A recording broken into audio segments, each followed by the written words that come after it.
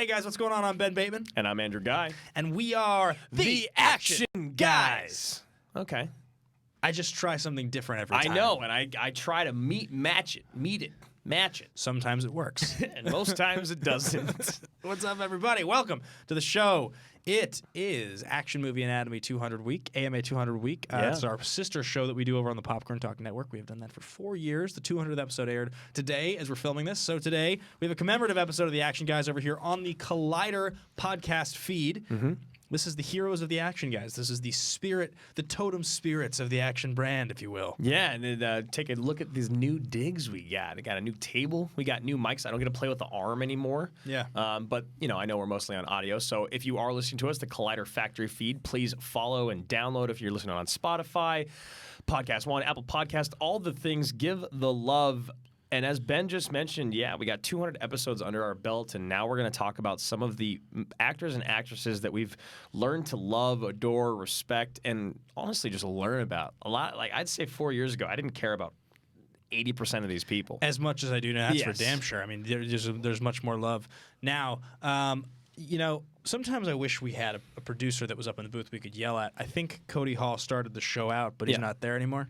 I'm still here. He's still here. Nice. He's still there. What that means is that we've gained a fan. Cody's given us 90 seconds to 2 minutes of his time to sit in the chair. He is. And I'm proud of that. So, Cody, thank you for being a part of this journey with us. Yeah, no problem. We'll be gone in about 10 seconds. Yeah. Perfect. Big time congrats to Cody. He's about to be a father, which is really exciting. And as he mentioned, a little horrifying, which I can only imagine. Cody, stay tuned to the end of the show. We have some tips on fatherhood. I'm just kidding. Yeah, you definitely want to know what Ben and I think about being parents. That's not going to help at all. I've been raising the seltzer can for about 2 hours. Anyway, Cody, you're a legend. Thanks for starting the show out hot. And I don't know where to go after that joke. Yeah, we can go into it wasn't really a joke because no one laughed. There it is. There. Guys, you can follow us on Twitter at Team Action Show. You can find me personally at Andrew Guy. You can find him at Ben Bateman Media. We've got an Instagram, Action Industries. And of course, go ahead. There's a lot of stuff coming up this week because it is the 200th show. So let's get the quick shout-outs, the ones that we need to remind everybody here. You guys, if you happen to be listening to this on the Collider Factory feed, leave a review, leave a rating, give it 5 stars. Make sure everybody knows how awesome this channel is. There's tons of great Collider content coming out here every single week. So much good stuff. We have the video version of the show that goes up every single week on the Action Industries YouTube. That's youtube.com/Action Industries. And we stream live on that channel, talk to you guys directly, do one-on-ones all throughout the week. This week in particular, it's a very special one. We have our normal streams on Monday, Wednesday, and Thursday, but specifically because of the 200th episode, we have a 200-minute stream we are doing at 6:30 p.m. And just count Sunday. That is 3 hours and 20 minutes, in case any of you are wondering. So we're very excited to do that. Yeah, this Sunday starting at 6:30 p.m. Pacific.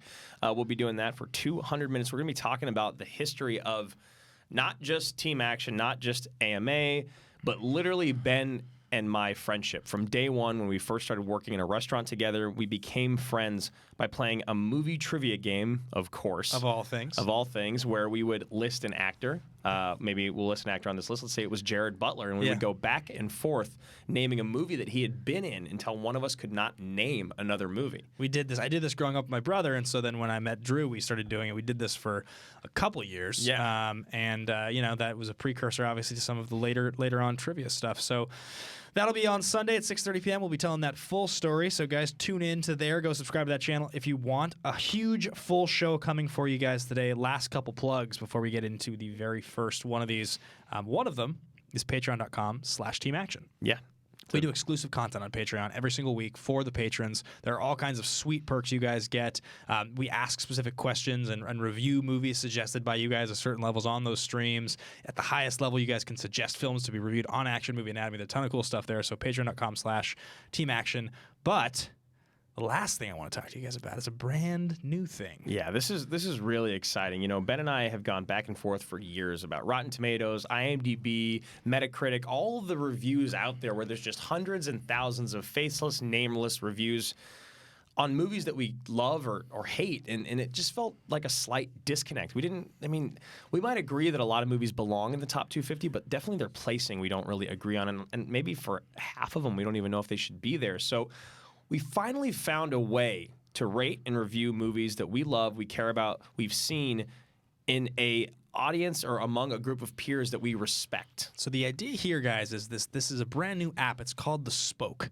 We actually met the developers, which is really cool. The app has been live for a little while, and they've been talking to us kind of about like how to make this best feel like exactly what we want it to be, which is this should be sort of the coolest, sleekest, cleanest rating and ranking system to make lists and share your opinions. It has a swipe feature like a Tinder, except for movies, things you want to see, things you've seen.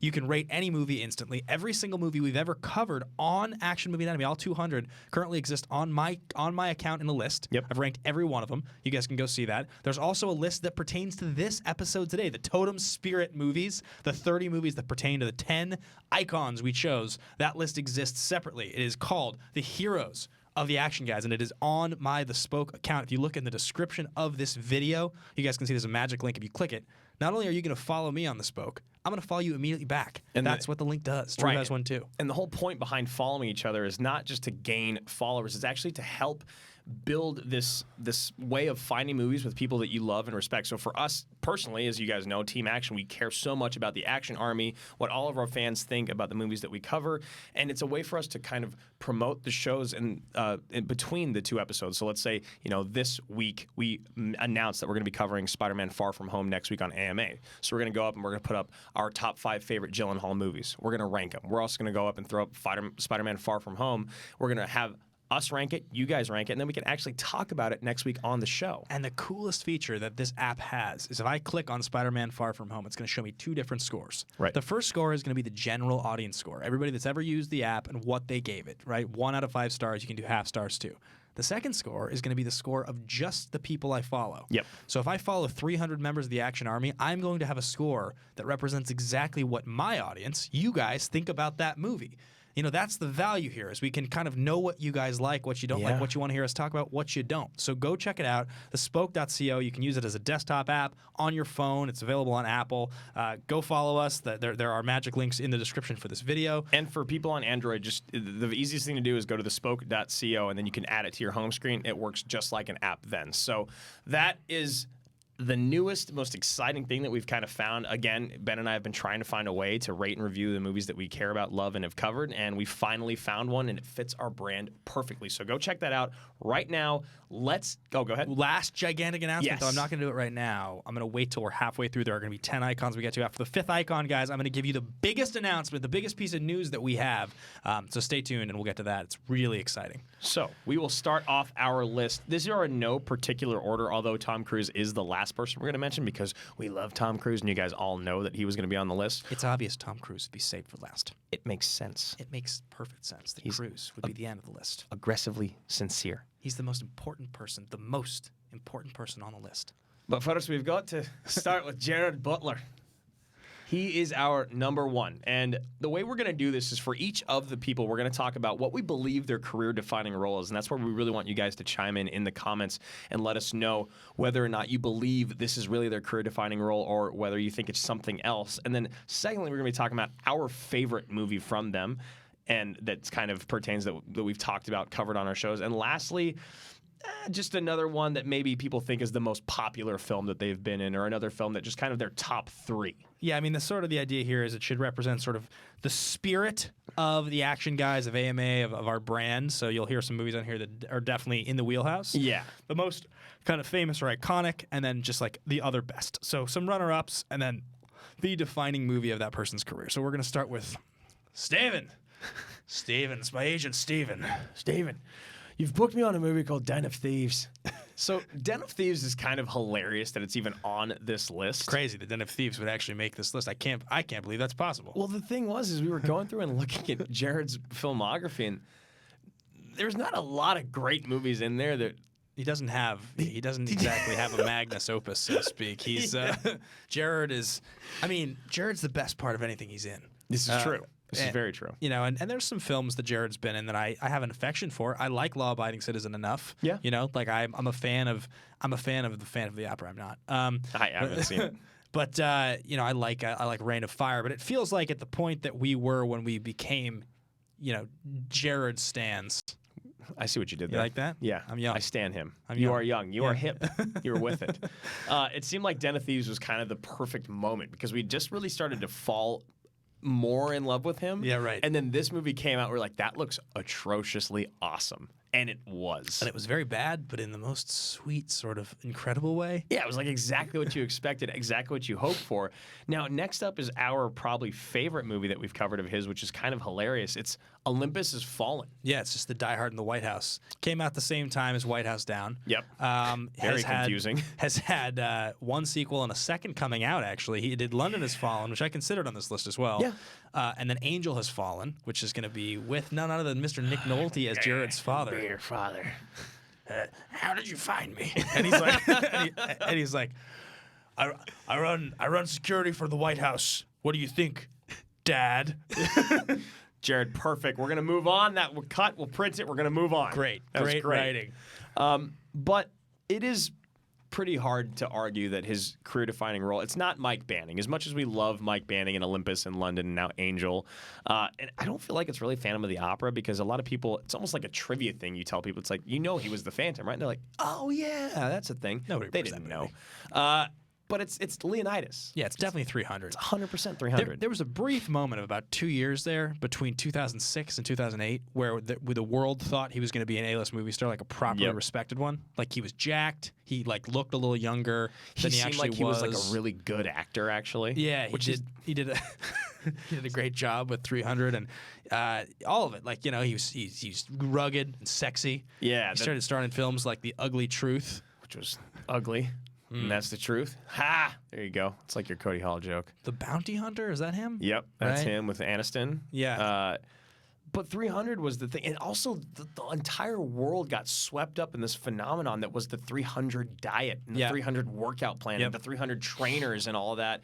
This is the first time I ever saw Michael Fassbender in a movie. You know, I didn't even know really who he was at that time. Oh, I forgot Fassbender was in 300. Yeah, he's sweet in it. So that's ours. So Jerry Butler, his career-defining role is 300. We're going to move on to none other. Well, can I actually, before we move on to the next one, course. I just want to give a quick shout out that we did consider Hunter Killer.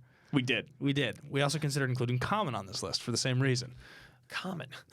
The actor Common. The wonderful actor. He was also in, that wasn't Atomic Blonde. It was John Wick 2. Yeah, John Wick 2. That's what it was. He's actually kind of sweet He in that actually movie. was sweet in John Wick 2. Yeah, he doesn't have as many winning lines as he does in Hunter Killer. Should we have had Keanu on this list? It's pretty close. Oh, he probably should. Do we need to audible? Who would we take off? What number would we take off? I don't think we can. Would it be number 9? No. Wouldn't be 9 or 8. This is a tough impossible. one. Maybe we're gonna have to do 11. Maybe. I just wanted to say my common line. Sir, at this depth you would need a hunter killer. That's the name of the film. Yeah, he's a winner. I'll be honest, I don't remember that movie very well at all. I'm also going to be honest. I got drunk in the theater. I passed out for some of the third act, and don't think I missed much. Oldman's in that. He really does a good job. Really? It was like a continuation of his performance in The Darkest Hour. Exactly. So next up, we have Emily Blunt. We love Emily Blunt. Huge fan. But we had a hard time figuring out what her career-defining role was. I mean, from the perspective of most memorable, most famous, it's probably Mary Poppins, but that's so recent and like wasn't really that well received. Did you watch that? No. I didn't see it either. You go back to the very beginning, and there's an argument that it's Devil Wears Prada because that movie was such a phenomenon. People loved it, and she's very memorable in that movie. But I think for our purposes, for the spirit of our show, it feels like the yoga move from Edge of Tomorrow is the thing. Yeah, I mean, that was really the moment for me, not just the yoga move, but that movie in general. Come find me when you wake up. So good. Oh, I love that line. Obviously, we watched it I watched it because of Cruise, but Emily Blunt in that movie, she's powerful, she's a badass, she's beautiful, she's just excellent. The acting is incredible between her and Cruise. You really feel, and the crazy thing is they don't ever have any sort of sexual relationship. There's like very little intimacy between the two of them, but their chemistry is palpable on camera. Do you remember, like, so just talking about Edge for a quick second, because, we can, it'll be on, okay.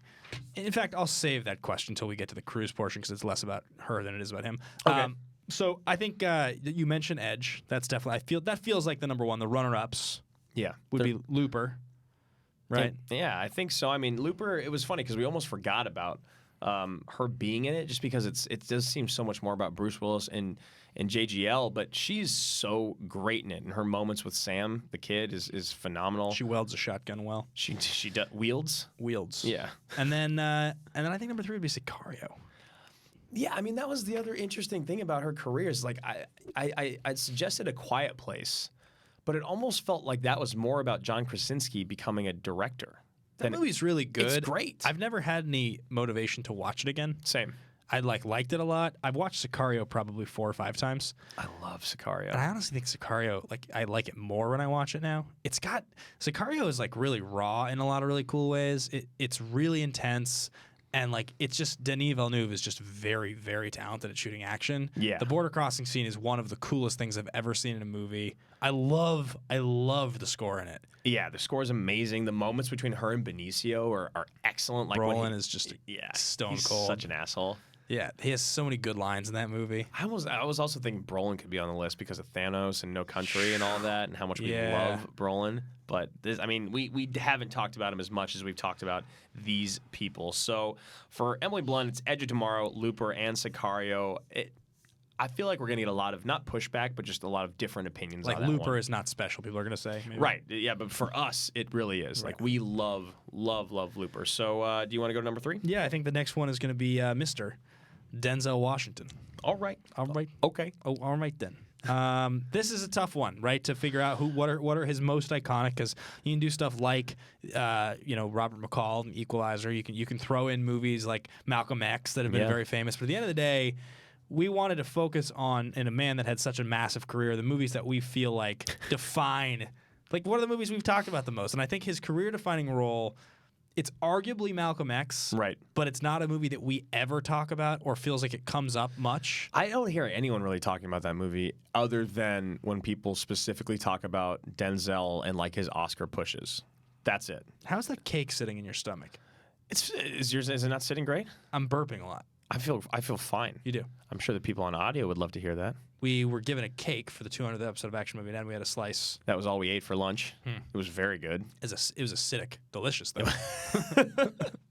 So for Denzel, it just 100% feels like it has to be Training Day. Well, and how could it be any other movie for us? Our fucking theme song as Team Action came from the movie. From the movie, yeah. The whole entire we've talked about this character and the tone of that movie more than any Denzel role, and that song, all of it. So I think Training Day's got to be the number 1. Wins his Oscar. Yeah, I think number 2, you go Man on Fire because it's the definitive Tony Scott Denzel team up. It is, right? Yeah, it is. Yeah. Of the 5, it's the actual good one. Because Crimson Tide is also good, sweet, but it's not. Yeah, Man on Fire is where it's a true Tony Scott movie. It feels like Tony Scott gets his style there, and it's Denzel at a perfect moment in his career because he's just transitioned from I'm shooting for an Oscar to I'm an icon. I'm a global icon. I can do whatever I want. Whatever I want. I'm gonna look however I want. I'm gonna act however I want, and you're gonna love it. Any movie I'm in will make a ton of money.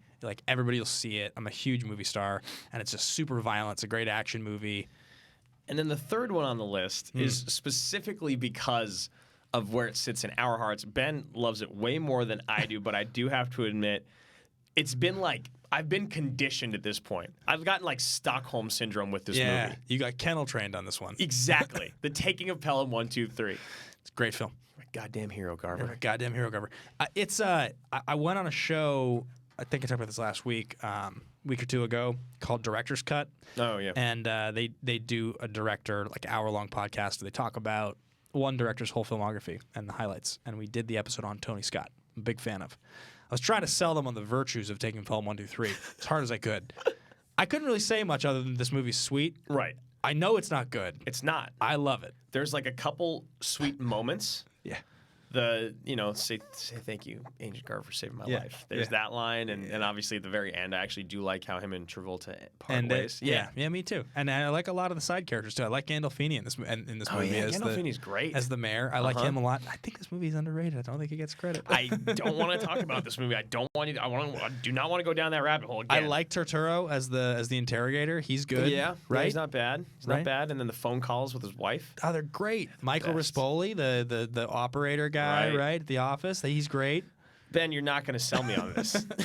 You chose to put it on the list. It was did. your I idea. did. I do enjoy this film, and it does feel like it's so perfect for us and our brand. And the episode that we had Makuga and Ben Bagley on for years ago is pretty hilarious. We said the F word a lot because of one of Travolta's lines. My mother and sister were in the studio.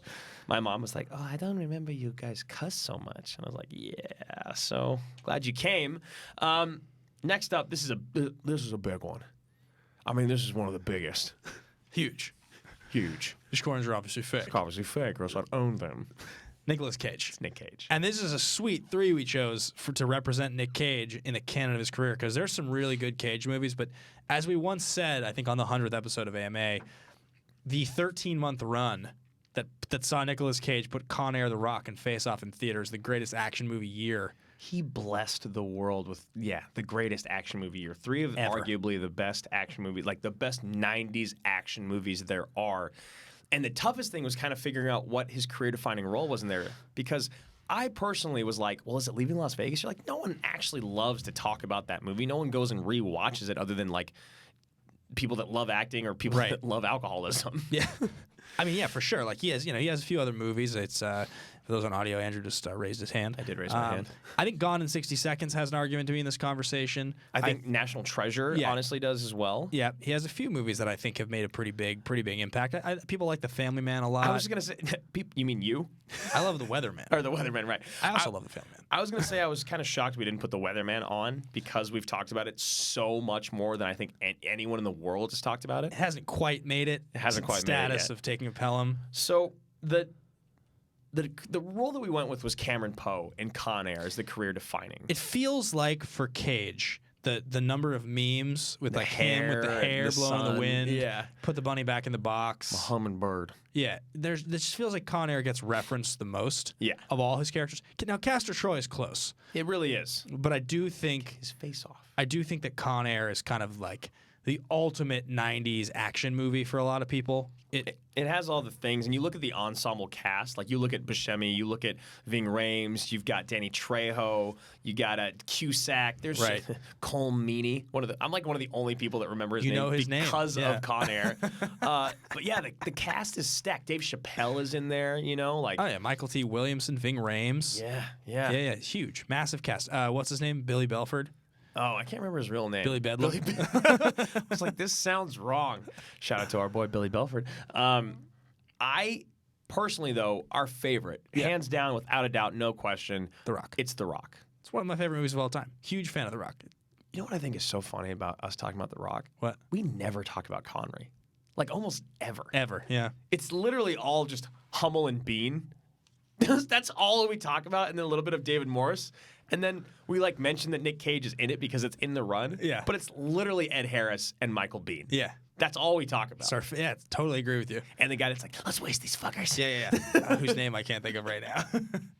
That guy's slimy. And the other guy, Tony Todd, right? Yeah, Tony Todd. We know Tony Todd's name, but we don't know that. Yeah, I totally agree with you. I just think there's other movies we could have included, but just this trio feels like such a special moment, and the energy feels like the energy of these 3 movies together spawned this entire show.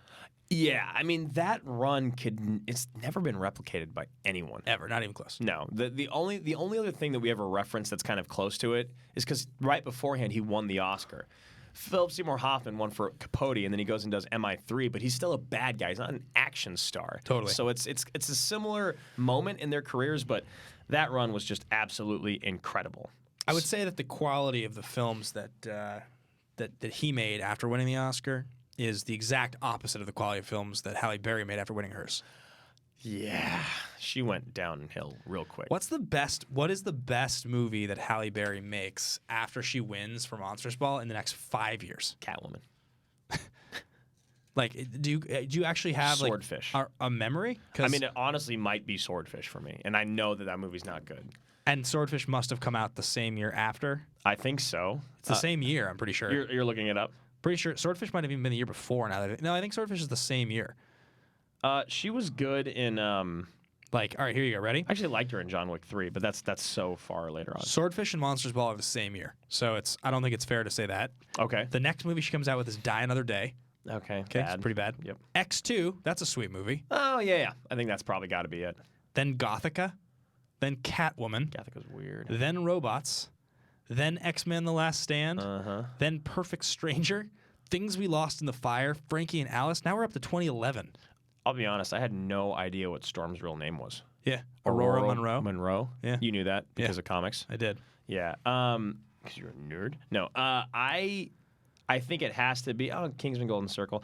I think it has to be. Yeah, it's got to be X-Men. It just has to be. This is not even a question. I mean, that's a pretty appalling 10 years. I can't really believe that's real. It's so Crazy, right? Yeah. Yeah. She was so hot there for a minute. Not. Yeah. No, not it physically, seemed but like her career. I mean, she was. Well, she was, but yeah, that's. It seemed like she was going to have a bigger moment. So next up on the list. Sorry, really quick. Yeah. You liked her in John Wick 3, though, right? She's great. I just don't think her character needs to be in that movie. Not at all. Yeah. Speaking of contemporary actresses from the same time period that were also rising up and having huge fame at the same time, winning Oscars. Yeah. 2 years later, get Charlize Theron. It's our next on the list.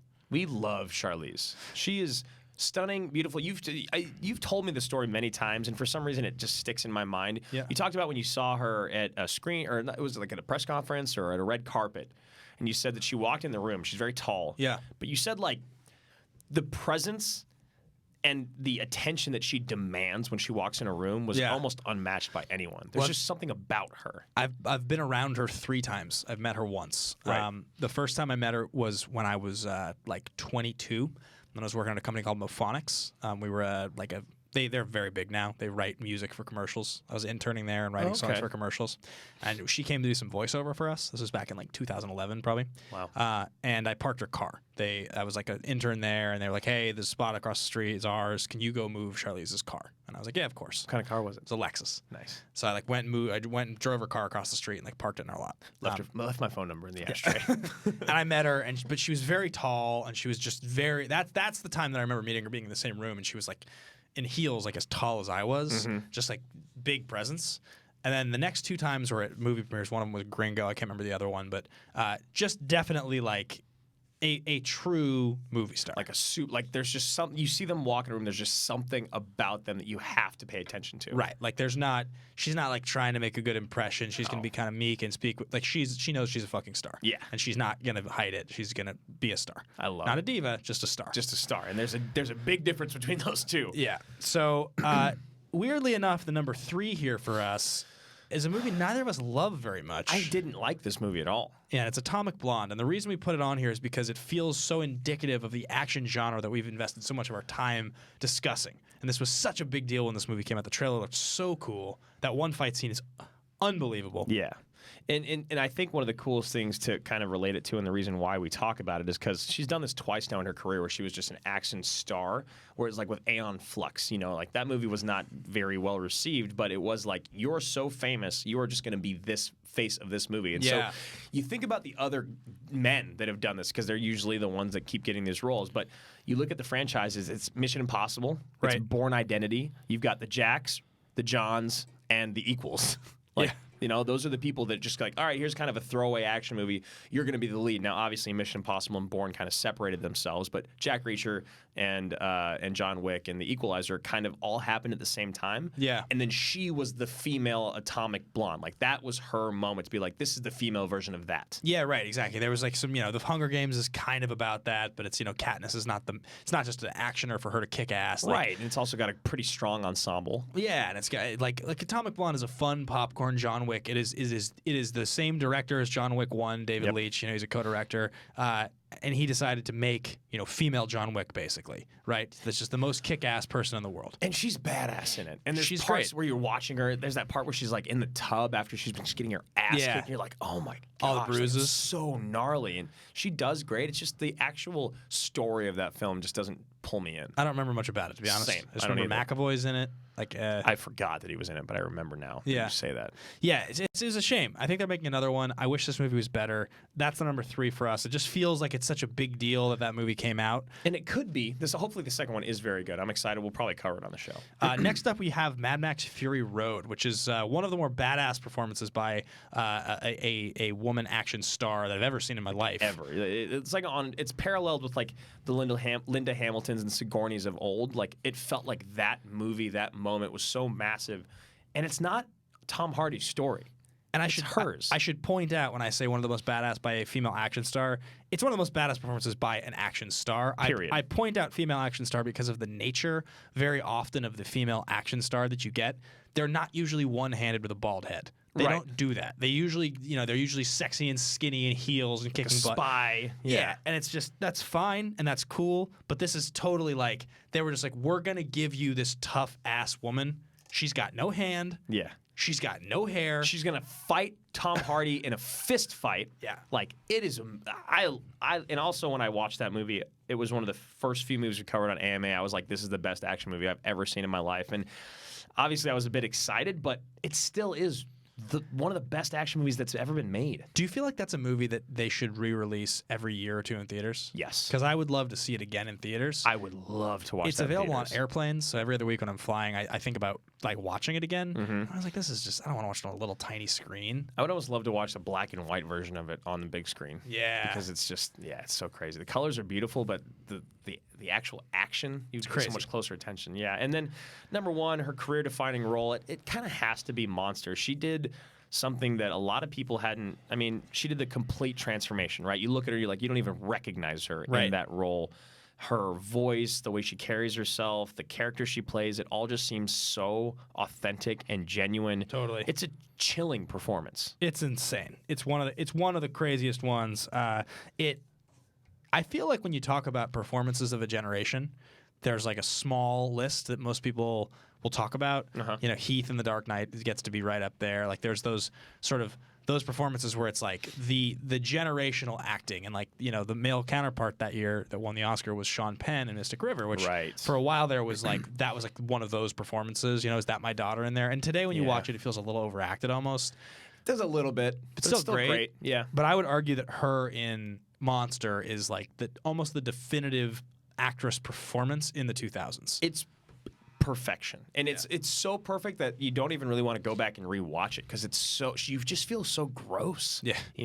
It's insane. I mean, there's some great performances. Like I love Tilda Swinton and Michael Clayton. There's a Yeah. few that like really stand out that I remember, but she is unbelievable in this movie. And the whole social culture changed. Do you remember how many documentaries came out about Eileen Wuornos after that? Yeah. Because everyone was just so fascinated by her and that performance. They were like, I need to know more about this real human. And you look at pictures of them side by side, unbelievable. Crazy. I know. And then Yeah. she shows up to the Oscars that year and she's all skinny and she's all tan. And you're like, God. crazy. Yeah, and that's exactly her manager, her publicist was like, and this is what you have to do. You got to go back, you got to hit the gym, you got to get tan, you got to do your hair up tight, Yeah. like you got to look like a star so that everyone goes, holy shit. Yeah. That is unbelievable. Yeah, it was crazy. It was crazy. That's number 5, guys. We're halfway there. So, Yes. quick announcement that I got to give you guys here before we get to the second half of the show, and that is live from New York.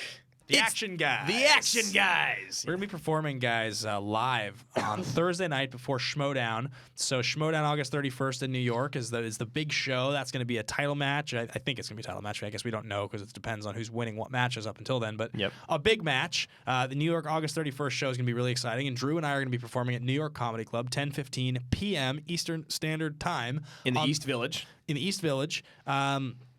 Thursday night, August 29th, Drew and I live. So tickets are going to be on sale very, very soon. Go check that out. Go buy yourself some tickets. Come hang out with us. We're going to do a meetup after the show, get drinks with you guys. It's going to be super fun. We can't wait. This will be the first time we've ever done a live show. It's crazy that we're doing it in New York. I've never been to New York. I'm so excited. We're going to be selling swag there. We're going Yeah. to be doing kind of a collective like variety show of the Action Guys, Action Movie Anatomy, talking about the Schmodown characters. Like, it's going to be so amazing. And a huge shout out to the New York Comedy Club and, of course, our good friend Mark Ellis for putting us in touch with Amy, who's just been so wonderful to speak with through emails. I never thought when we started AMA that we would be doing a live show in New York 4 years later. No, me neither. It's crazy. There's a lot of stuff happening this week that's blowing my mind. So guys, just look out for that. We're really excited. If you want information on that, we're going to be doing a discount code for ticket prices on Patreon. Yep. So patreon.com/teamaction. You can even sign up for $1. You'll be getting an exclusive discount code to get a few dollars off your ticket when we do put the tickets on sale, which is probably going to be next week. We're going to continue on the episode. Oh, I'm excited about this next one. Yeah, me too. But really quickly before you get that, make sure you guys go and check out out the list on thespoke.co. Ben has already created the list of all the movies that we're talking about today, and I want to go see if anyone's been rating, reviewing anything as we've been moving forward or moving through the show. So next up, a big one. Ben was very excited. It's our boy, Hugh Jackman. My name is Jean Valjean. This is the greatest show. He's so good. He's so good. He's the greatest living entertainer. Yeah. Why not? I think so. I mean, he really could be. The fact that he's doing like I'm a saying in live, seriousness. Yeah. I believe it. Did you see him singing Ian McKellen a happy birthday on stage? No. 80,000 people. He sings Ian McKellen happy birthday. He's like, Ian, I'm sorry I couldn't be there. And he's like, but I've got some people that would like to wish you a happy birthday. And then he like puts the phone up and everybody sings him happy birthday. No way. Jackman is a legend. He's I think when you talk about like all time like star crushes, Yeah. pretty high for me. I mean, he's incredible, and it's like you go and watch his Instagram. He just seems like the nicest, coolest dude. He's always like so humble. He's working with people that are like nobodies, you know, and like tap dancing or like, you know, and people that are helping him sing or backup singers, backup dancers, and he just like highlights them regularly. He just seems like the greatest dude, and yeah, the fact that he can dance, sing, and he's such a good actor. He's Crazy. such a great actor. It's amazing. Yeah. So he's been in a lot of movies that I love. His most iconic role is as Wolverine, which he's played like 9 times. Yes. So we chose Logan because it feels like it's not only our favorite, but also the best version of Wolverine there is. 100%. I mean, that movie makes me cry every time I watch it. There's so many great moments. Daphne Keane is incredible. I think for sure Logan is my favorite version Logan is my favorite version of X-Men. But when you talk about us and our show, The Greatest Showman was probably the 3rd most talked about thing that he's ever done for us. Yeah. I mean, The Greatest Showman was a phenomenon. It sold. It still is. Yeah. It's crazy. There's a lot of other Jackman roles that we considered. I mean, I love him in The Prestige, and he is incredible in Van Helsing. Just kidding. The Prestige is obviously a really, really good one. Like, I mean, we joke about Les Mis, but he did get an Oscar nom for that role, And he does a great job in it. and he's great. It's just The Greatest Showman's actually that role. Like, it's the phenomenon musical that people like actually wanted to I mean, watch. the fact that that soundtrack was like the top of the charts for a long time is crazy. I mean, and he carries it. Yeah. He does. He does, and obviously the behind the scenes videos of him singing.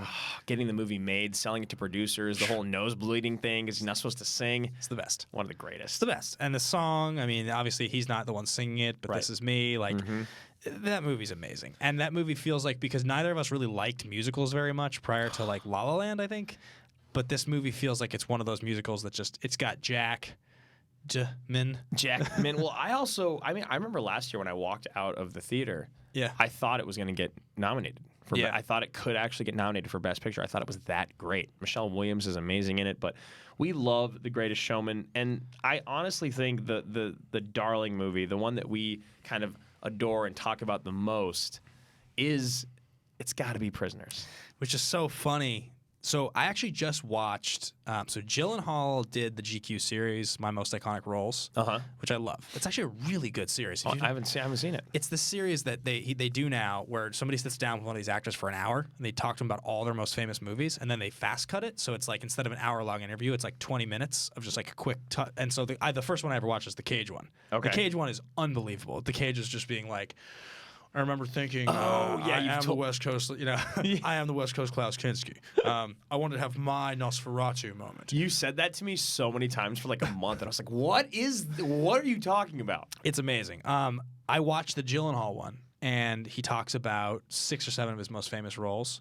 Doesn't talk about Prisoners. Really? Crazy. Not at all. Doesn't even mention it. Doesn't come up, which is insane, because I actually think that Officer Loki, his character in Prisoners, is one of his probably 2 or 3 best performances. I think he's so good in that movie. What are his other ones? Nightcrawler? Nightcrawler probably, and Brokeback maybe. And Brokeback. Oh, God, he's so good in Brokeback. I mean, he's got a few like pretty unbelievable performances. I really like him in End of Watch. I like him in Source Code a lot. I actually like Source Code. Yeah, me too. Shockingly. Is that Monahan? That sounds right. Yeah. Sounds right.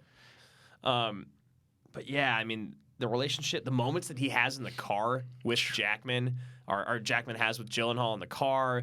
But back to Jackman, so that's what we're talking about. The sink smashing scene with Dano and Howard. Like, he has so much rage in that movie, like horrifying rage. He's almost frightening. He's actually like, I actually think when you watch that movie, if you're like not prepared for what you're about to watch, it's like kind of unsettling because it's. Well, and it should be. Yeah. You should, because can you imagine what that must be like as a father who's lost their child? I mean, because there's something about masculinity and protecting your kids. I mean, obviously there's the motherhood bond that's, stronger in my opinion, but something about like the idea that a father is supposed to be taking care and protecting his family in that moment. He expresses the rage of being helpless so well in that. And you see, because he's just always just searching for something to grab onto. Right. There's never anything. I know.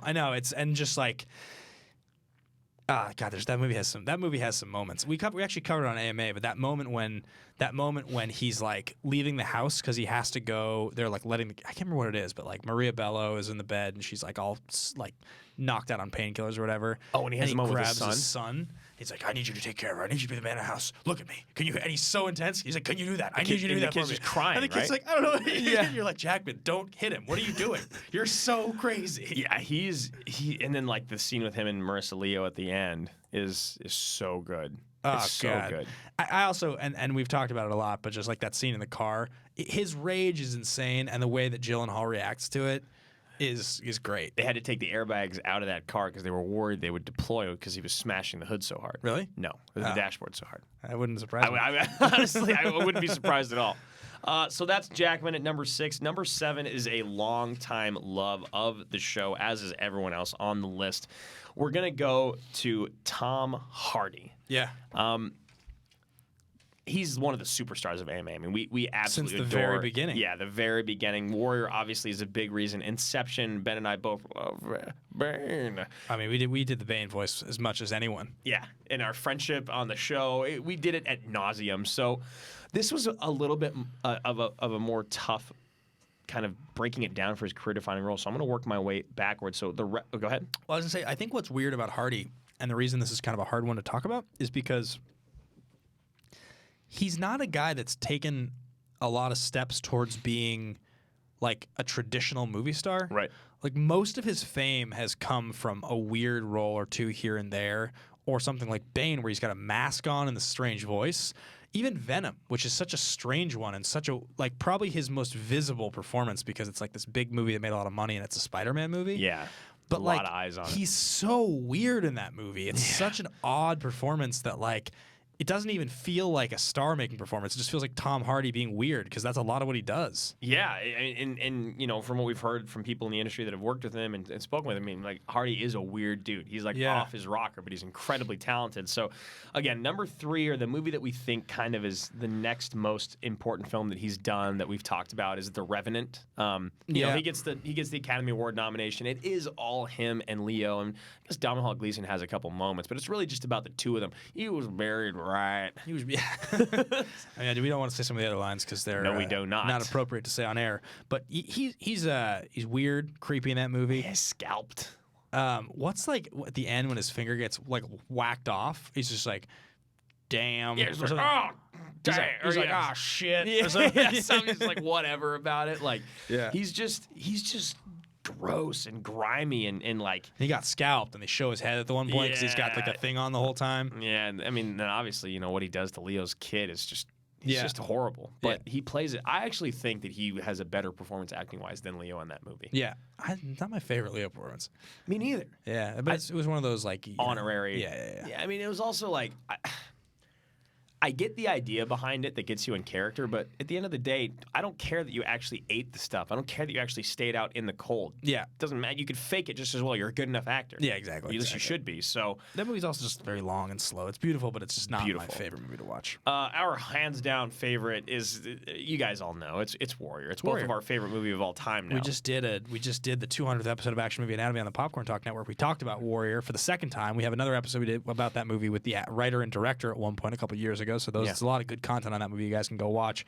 We've said enough about Warrior. And the last one on here, do you already mention I didn't mention the very top because you kind of plugged at the beginning, but it feels like his two career-defining roles. You know, we reached out and talked to our generals, patreon.com/Team Action, and they were saying that Venom, honestly, was the kind of the movie they all mentioned the most.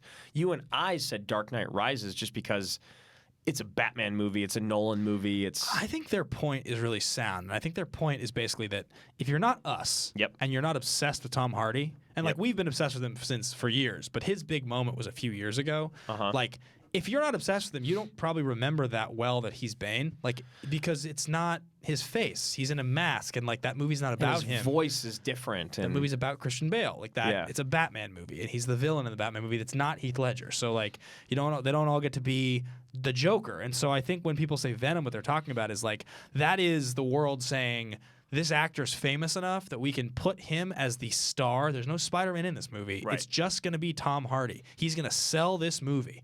And Being a villain. I mean, like, what Venom is traditionally a villain. For people that know very little about comic books, you just look at Venom, you're like, oh, he's the bad Spider-Man. Yeah. But, like, in the way he carried that whole thing. It was massive. There was so much PR, publicity, everything about it. Have you seen that movie? I hated it.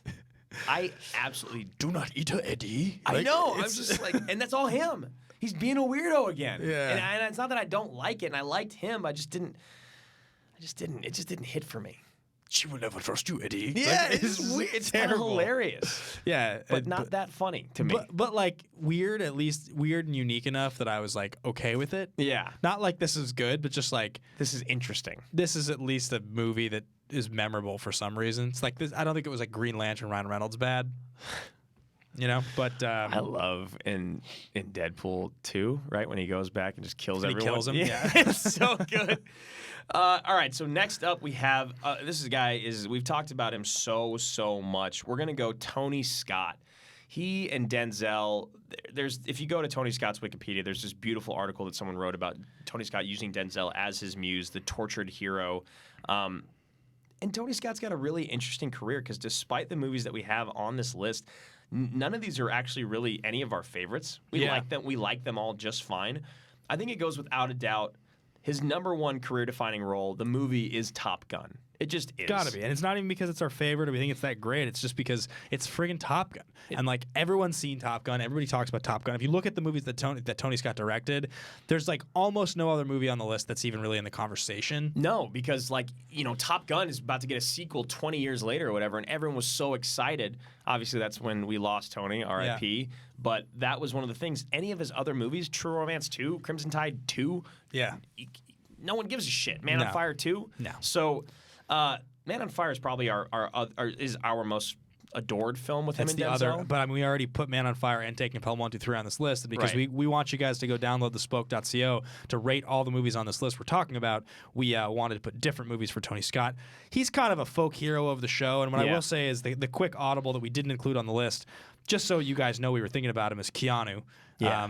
And Drew mentioned him earlier, and Point Break's my close to favorite film of all time, and the John Wick franchise is amazing. Yeah. And The Matrix is great. So like it's difficult to not just want to put him on the list, but because we're going to move on quickly from T. Scott, we'll fill the void by acknowledging Keanu one more time, just saying that those movies probably should be on the list. They should be, but Tony's movies, the other ones we have listed are Crimson Tide, True Romance, and then of course Top Gun being his career-defining film. I do love Crimson Tide, I have to say. I'm a big fan. fan I of actually it. really love True Romance. I hadn't really watched it much, but when we covered it on AMA, I was kind of blown away by how sweet and fucked up their relationship was. Yeah. It was really well done. Another great Gandolfini performance too. Yeah. Oh man, he is the worst. He used in him a that lot. movie. He used him in Crimson Tide. He used him in True Romance. He used him in Pelham. Yeah.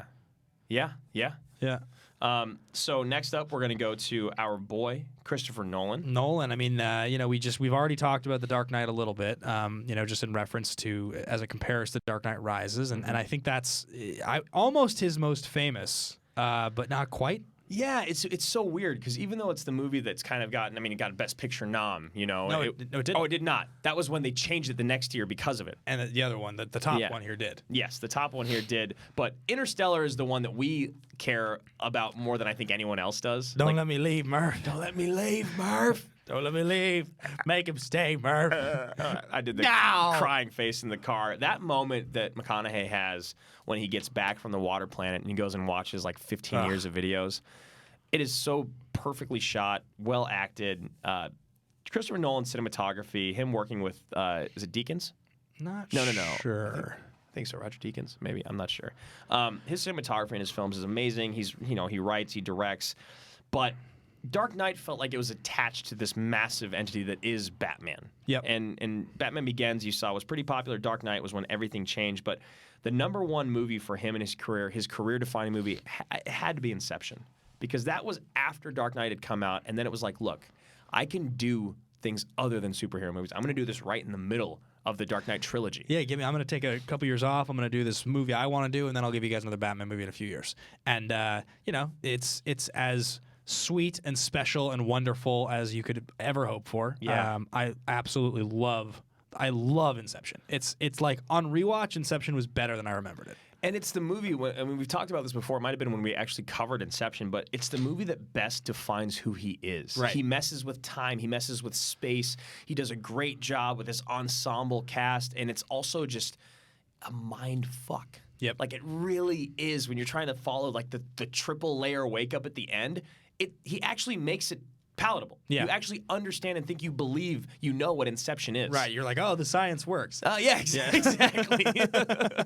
Yeah. It's Christopher Nolan's a hero. I mean, he's the point of this, guys, is that Drew and I have been on camera together talking about movies for like 400 hours. Yeah. And the point in that time is that there are certain actors, directors, actresses that have defined those conversations, and it feels like that's a lot of the movies we chose here. And so we get down to the last person on the list. The very last person is T.C. Legend. It is. Because Cruise, and so this is what I wanted to say when we started talking about Edge of Tomorrow earlier. Mm-hmm. I remember in 2008 when Valkyrie came out reading this Esquire article where they described Cruise's aggressive sincerity. I remember that's the first time that I ever heard that phrase. Yes. In 2008 when I read that article, I think I started to realize how much I enjoyed Tom Cruise. But I wasn't like aware of the fact that growing up, I had watched all those late 90s movies. Like I watched them all. Right. I watched Minority Report, and then I watched Collateral, right? And then I watched Last Samurai, and I watched War of the Worlds and Mission Impossible. Like I saw them as they were hitting theaters. MI2. Same. Like most of us did. And I don't think I realized how much I liked Cruise, but I wasn't even, like, the world was doing that. Then that dark period happens where he's not really very famous anymore. And the recovery starts, and most of what he's putting out is not very successful. 2011 hits, Mission Impossible 4 happens. That's a big one. People are like, oh, yeah, well, but, it's the Mission Impossible franchise, so of We'll course give him it's a good. pass. The next couple years, Jack Reacher, Night and Day, like some movies that are not that good. It was 2014 when I went and saw Edge of Tomorrow in theaters. At that point, I wasn't even that aware of how much I wanted Tom Cruise to be awesome again yet, that I think I watched it and was like, it was like a shot in the arm of like, this guy's the Cruise. fucking best. He is. And like, I started to become kind of obsessed after Edge of Tomorrow. Like that was like what started the Tom Cruise is back thing for me. And your obsession for him actually completely just transferred over to me. It was like an infectious disease because I was pretty resistant in the beginning. I didn't love Cruise even half as much as you did. You were already on this train. I was like, yeah, he was fine. I like Mission Impossible movies. He's had good performances throughout. Yeah, but like, right. I just didn't love him the way you did. But then you go back and you look at what he's done and the movies he's been in, and you hear about him on set just being like just nails all the time, always on. But then there's also like you hear other stories too. Like you hear some negative stories too. You hear some crazy shit. Yeah. But in general, he's so locked in. He's so focused. Edge feels like it's because it's the second episode I think of the show we ever did.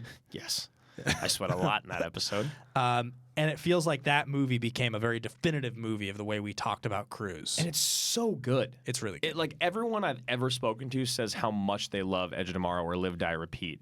And then next up, I think for him, for us on the show, our favorite role of his is Ethan Hunt. But it's like about which movie it is. Right. And it's number 5. It's Rogue Nation. Because you can make arguments for 3, 4, 5, or 6. Of course. That's when he's like, it's become something different than he was in 1 and 2.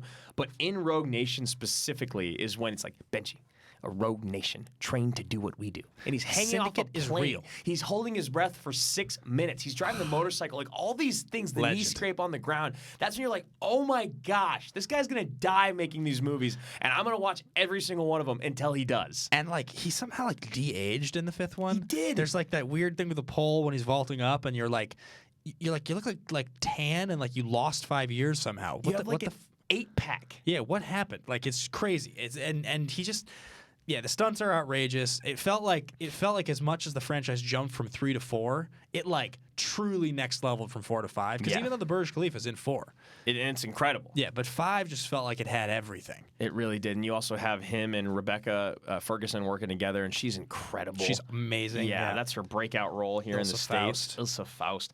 But Cruise at his cruisiest, the #1 all-time career-defining role. I think that we got to throw the honorable mention first. Oh, yeah. Because we wanted it. Technically, he gets 4 because he's TC Legend. Sake! And it's funny, The Last Samurai. I don't feel like we talk about The Last Samurai as much as we used to.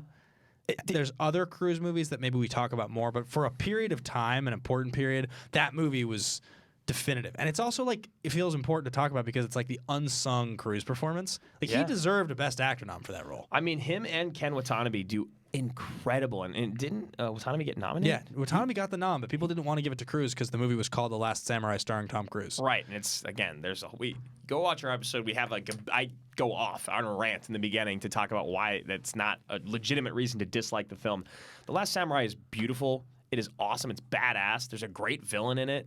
Cruise like learned to speak Japanese and like became an actual samurai. Like he just like spent a year of his life devoted to like feudal Japan so he could do this properly and just like got nothing for it. And we also have on the episode we have that because it was way back in the day when we did the ultimate action scene. Yeah, right. And there's a B-roll of him doing the samurai sword fight in the streets. So sweet. Perfectly. He does it perfectly. Yeah, it's all in one take.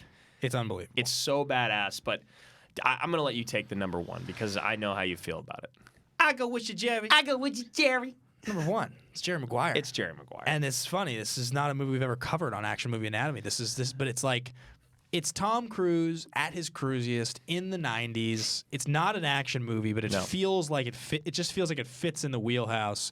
It was like like we've talked about this before, but like back in the 90s, movies wouldn't be in and out of theaters in like 4, 5, 6 weeks. They'd be in theaters for like 4 months. Right. You'd go by your local movie theater and Jerry Maguire was still playing. Titanic was still playing. It had been playing like for half the year. And the funny thing is about this is it's not even a love story between him and Renee Zellweger. No. Even though that's how it ends, it's a love story between him and the kid. Yeah. And it's so like sideways and kind of messed up that he stays with her for the kid for the longest time, but then he ends up falling in love with her.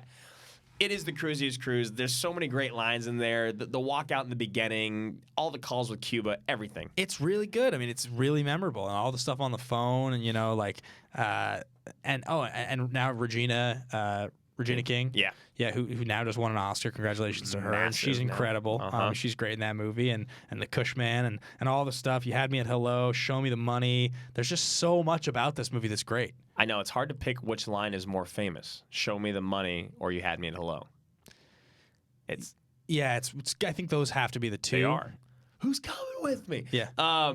And then of course the other one that we wanted to mention was Magnolia, but it's just not really. It's not because for lack of it being a favorite or great. Like I think in a lot of cases both of us love that role the most. Yeah. It's just Jerry is like the indicative Tom Cruise role. That is like the cruisiest Cruise. Mm-hmm. He literally could have won the Oscar that year, and I think everybody would have been like, he deserved it. Right. Like who gives a shit about Jeffrey Rush and Shine? Why didn't Cruise win that Oscar? But he goes like this in the rain.